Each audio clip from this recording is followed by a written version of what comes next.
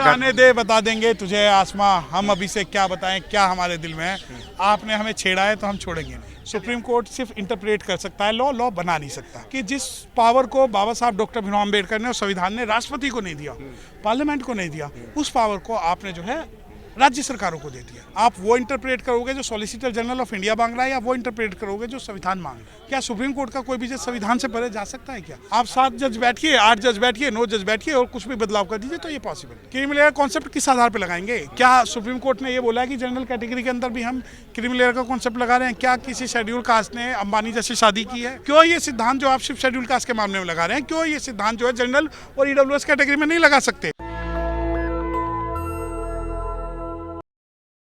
Supreme court के फैसले के बाद आज 21 अगस्त को भारत बंद है और हमारे साथ है सुप्रीम कोर्ट के वकील सत्यप्रकाश गौतम जी।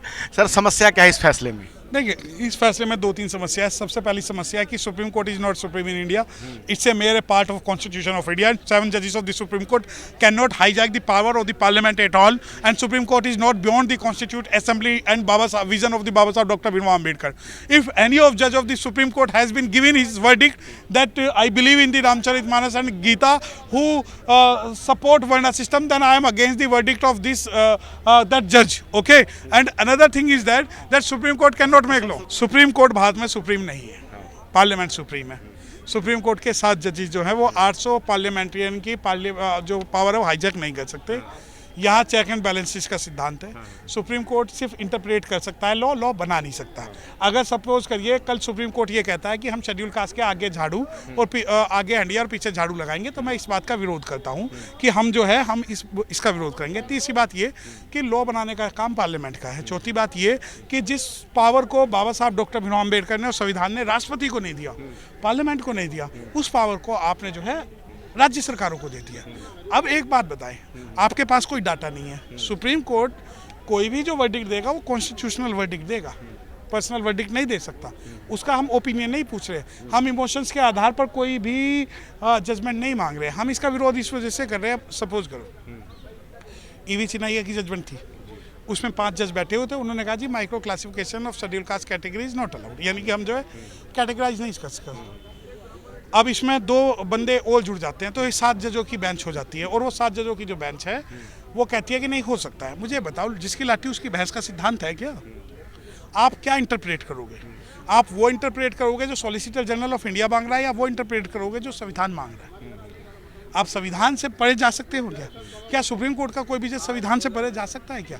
अगर वो सुप्रीम कोर्ट का कोई भी जज संविधान से परे जा रहा है तो हम जो है हमारे लिए वो बिल्कुल अनकॉन्स्टिट्यूशनल है और इलीगल है।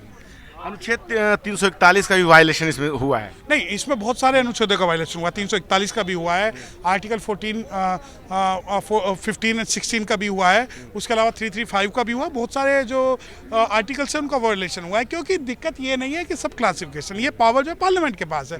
पार्लियामेंट के अंदर एक 368 का जो आर्टिकल 368 है which can amend the constitution of India, तो फिर तो उसको हम आप साइड में रख दो।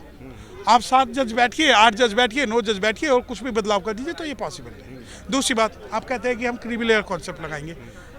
क्रिमिनल एयर कॉन्सेप्ट किस आधार पर लगाएंगे? क्या सुप्रीम कोर्ट ने ये बोला है कि जनरल कैटेगरी के अंदर भी हम क्रिमिनल एयर का कॉन्सेप्ट लगा रहे हैं? क्या किसी शेड्यूल कास्ट ने अंबानी जैसी शादी की है?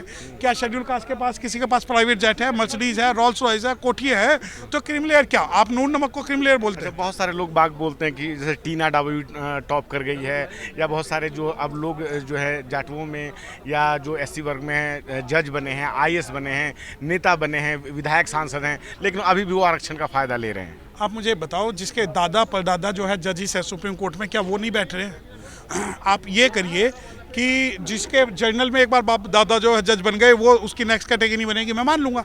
जिसने एक बार कोठी ले ली दोबारा नहीं लेगा, मैं मान लूँगा। जो एक बार हीरो बन गया वो दोबारा नहीं लेगा, मैं मान लूँगा। जिसके पास एक मर्सिडीज आ गई वो दोबारा नहीं लेगा, मैं मान लूँगा। क्यों ये सिद्धांत जो आप सिर्फ शेड्यूल कास्ट के मामले में लगा रहे हैं, क्यों ये सिद्धांत जो है जनरल और ईडब्ल्यूएस कैटेगरी में नहीं लगा सकते? अब आप कह रहे हैं कि जिसने टीना डाबी बन गई, दुनिया भर के बन गए, ये बन गए, वो बन गए, उनके जो दादा के ऊपर जो अत्याचार हुआ है, या आज जो है राष्ट्रपति कोविंद के साथ जो कास्ट बेस्ड एट्रोसिटी होती है, और राष्ट्रपति द्रौपदी मुर्मू को नई पार्लियामेंट में कास्ट के और जाति के कारण नहीं बुलाया जाता, तो क्या वो आर्थिक रूप से खत्म हो गई है?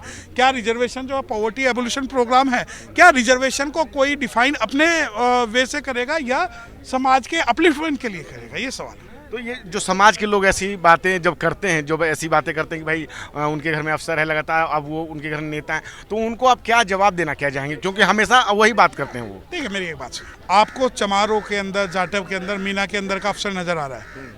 क्या आपको ब्राह्मण, क्षत्रिय, वैश्य के अंदर का भी कोई अफसर नजर आ रहा है?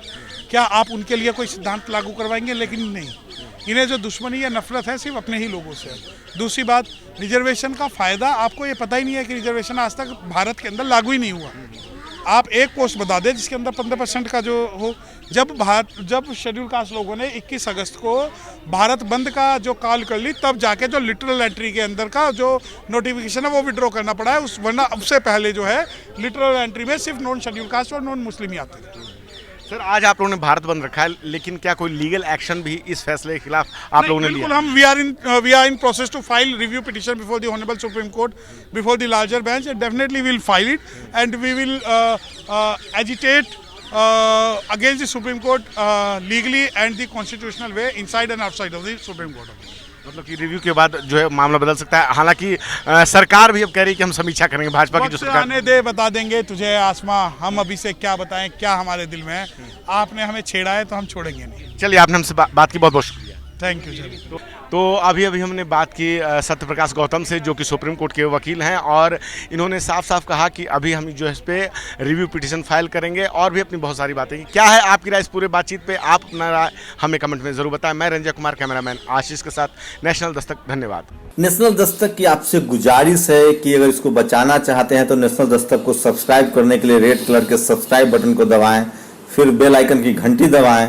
नेशनल दस्तक को बचाने के लिए बहुत जरूरी है कि हर खबर को शेयर करें, लाइक करें, कमेंट जरूर करें।